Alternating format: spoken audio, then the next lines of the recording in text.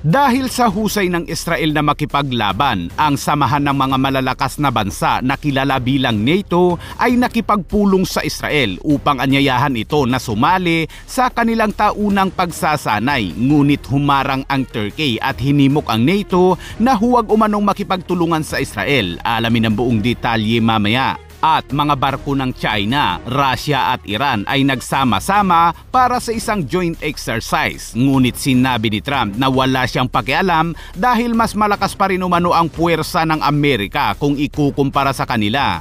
At dagdag na balita, hawak na ngayon ng PNP at CIDG si dating Pangulong Duterte matapos ihain ng Prosecutor General ang ICC notification para sa isang arrest warrant para sa crime against humanity. Kaya't para malaman ang buong detalye ay tumutok at makinig na mabuti. And the basis for detention.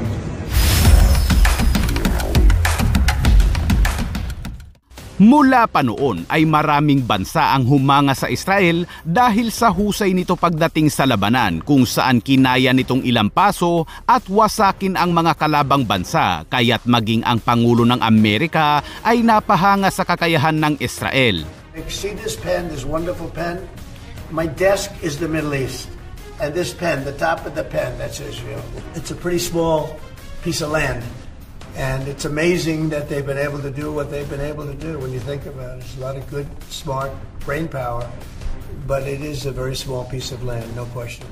Maging ang North Atlantic Treaty Organization na isang samahan ng 32 bansa o mas kilala bilang NATO ay napahanga sa Israel. Kaya naman ang NATO ay naisipang imbitahan ang Israel na lumahok sa isang Resilience and Emergency Preparedness na isang taunang ehersisyo ng NATO. Ayon sa ulat ng Foreign Ministry ng Israel sa Jerusalem noong linggo, ang desisyon ay kasunod ng isang pulong sa pagitan ng mga diplomat ng Israel, delegasyon ng Bulgaria at coordinating team ng NATO para sa drill. Sa panahon ng pagpupulong ay nagkaroon umano ng matinding sigasig-utuwa para sa pakikilahok ng Israel. Ngunit may isang bansa ang biglang sumalungat, ang Turkey. Hindi pumayag ang Turkey na isali ang Israel sa mga military exercises ng NATO. Sinabi ni Turkish President Recep Tayyip Erdogan na hindi umano maaaring ipagpatuloy ng NATO ang pakikipagtulungan nito sa gobyerno ng Israel at hindi maaaring isali ang Israel dahil sa ginagawa nitong mga genocide. Sinubukang harangin ng Turkey ang pagsali ng Israel, ngunit hindi pinakinggan ng NATO ang mga pagtutol nito kasunod ng diplomatikong pagkakasundo. Noong panahong iyon ay nanawagan din ang nooy Israeli Foreign Minister na si Israel Katz sa NATO na paalisin ang Turkey sa kanilang pulong.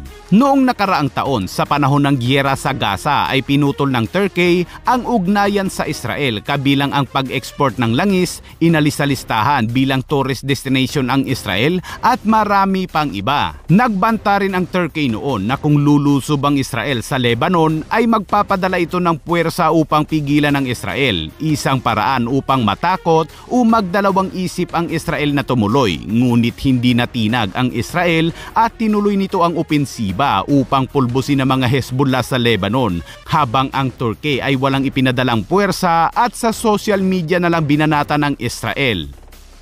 At sa ibang balita naman mga kabayan, sinimula ng mga barkong pangdigma mula sa China, Russia at Iran ang kanilang taunang magkasanib na pagsasanay sa Golpo ng Oman na nagpapakita ng kanilang ugnayang militar habang pinatatag ni US President Donald Trump ang matagal ng alyansa sa kanluran. Matagal nang nakikita ng mga analyst na ang mga drills na ito ay isang pagpapakita ng lumalaking partnership ng tatlong bansang makapangyarihan habang sinisikap nilang kontrolin ang impluwensya ng Amerika at hamunin ang pagdaigdigang kaayusan. Kaya tinanong si Trump ng isang reporter tungkol dito kung siya ba ay nag-aalala sa ipinapakitang puwersa ng China, Russia at Iran. Ang sagot ni Trump ay hindi umano nag-aalala ang Amerika dahil mas malakas ang Amerika sa kanilang lahat.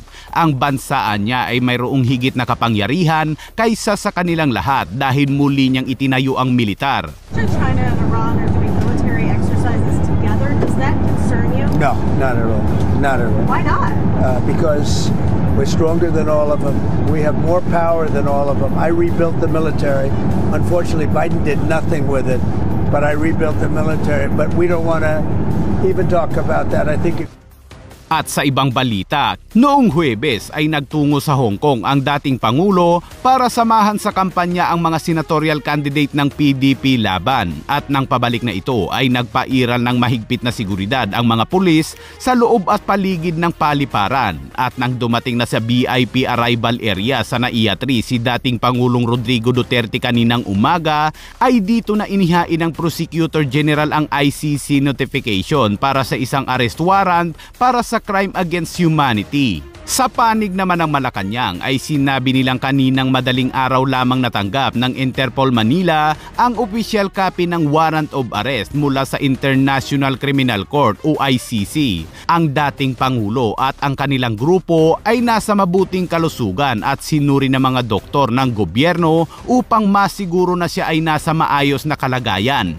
Ang lahat na opisyal ng PNP na nagpatupad ng warrant ay tiniyak na may suot na mga body camera. Sa ngayon ay nasa kustodiya na siya ng mga kinauukulang otoridad. Kinestyon naman ni Duterte ang basihan ng kanyang pagkakadetine. For detention and the basis for detention. So, what is the law and what is the crime that I committed? Show to me now the legal basis for my being here. As apparently I was brought here not of my own volition. If somebody else says, kung hindi ibang tao, ikaw siguro, because this is your structure. So you have to answer now for the deprivation of liberty.